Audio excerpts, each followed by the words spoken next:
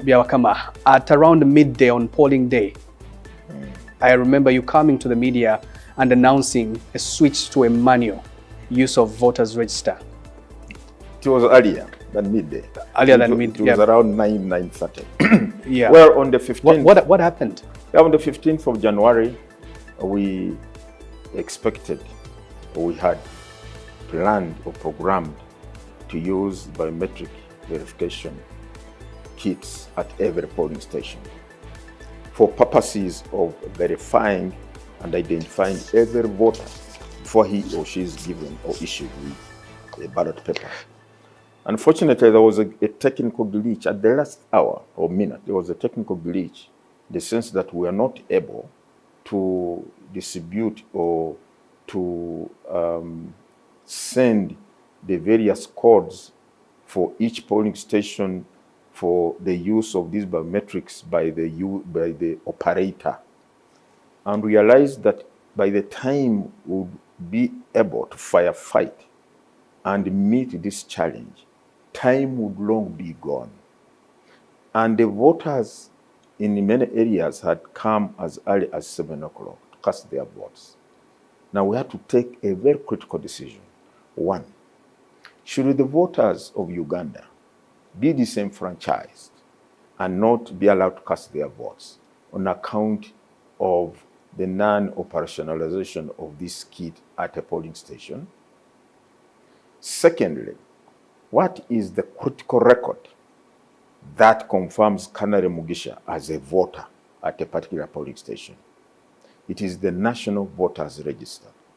And in our arrangements and preparations, we had distributed the manual registers at every polling station with the names, the colored photos, and the particulars, the NIN number, the voter's number of every voter at that polling station.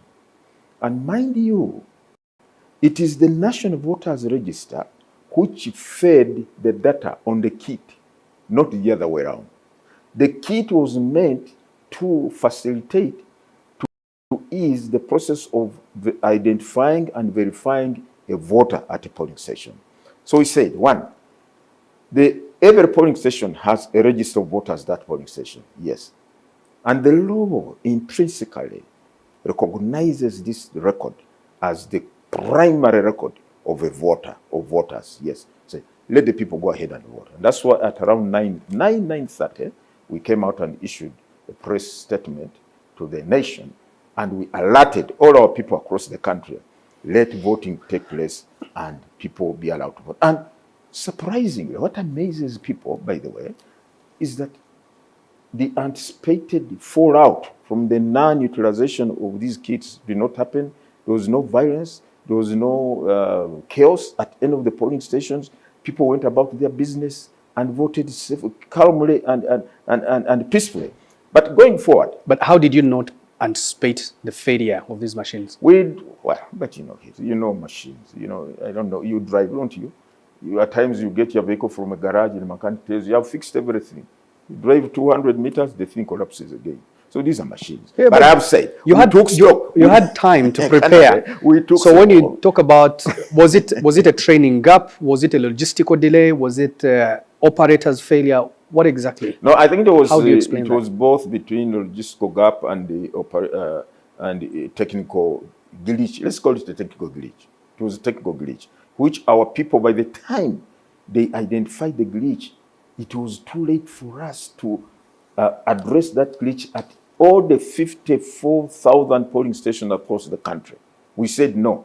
By the time we do so, the day will be spent, people will not have voted, the Ugandans would have been disenfranchised. We cannot allow that. The candidates who had invested so much in these elections will also have been terribly, terribly disadvantaged on account of their voters not coming out to cast their votes for them. So we took a decision. We said, in law, you see, the most critical thing, by the way, we're concerned with Canary, by taking this step, are we in any way breaching the law?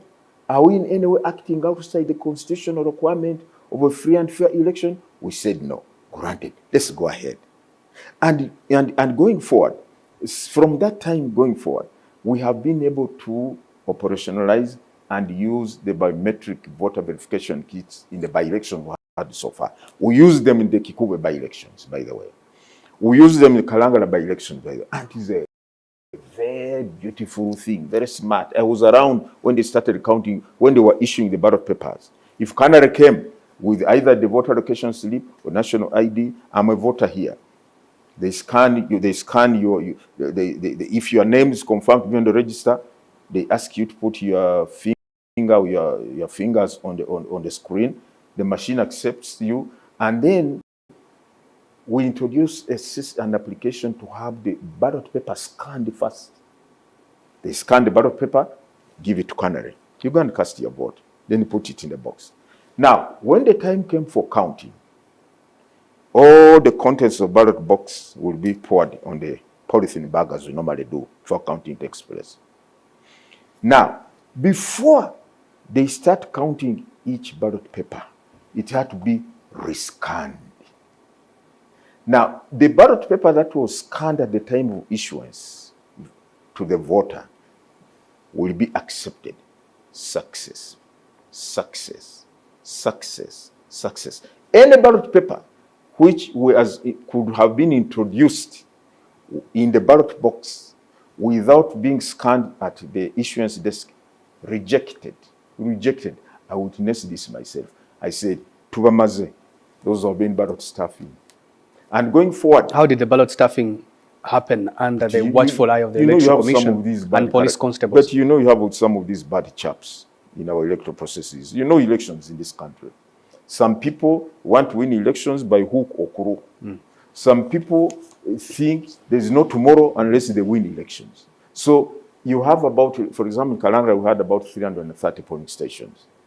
Granted, we had constables. And mind you, our constables who man these polling stations are not even armed. And that's because of our abundance democracy. We say no weapon should appear at a polling station. It might intimidate or scare voters, especially the vulnerable voters, the elder and so on. But the point is that any attempt at ballot stuffing has been closed off by this biometric in the machine. The intended purpose of the BVVK machines yes. were for the general election. No, for all elections now, for all elections. By the way... Yeah, but they failed on the general election. I wonder who is responsible. They failed. They only failed on the 15th of January for presidential and parliamentary. But in subsequent elections, LOC 5, LOC 3, councillors, we use those machines. And we are saying, watchers, going forward, for every by-election now that we shall be conducting this country, Canary, we shall be using that biometric machine. Yeah, and but incidentally, these machines are not a one-off purchase. In 2031, God willing, we are going to use the same machines. And this time, we shall have addressed all the lingering issues that affected it or might have emerged during that time. That's why you see in Kalangala, for instance, because we had addressed the issues that were prevalent on the 15th of January, they were able to work perfectly well in all the polling stations without any glitch. Who is responsible for this missed opportunity in the general elections of 15th of January? Yeah, of course, the Electoral Commission, we accept, we plead guilty. Maybe if we should have gone to the confession booth and say, Father, we sinned, we did not have these machines operate, therefore we ask for forgiveness. What happened to the country? What happened to the forensic audit the president called for? The forensic audit? Yes. On the voting day, the president, who was also a candidate, then said there's going to be a launch of investigations on the failure of these machines. Not privy to what the big man does. He carried out a forensic audit.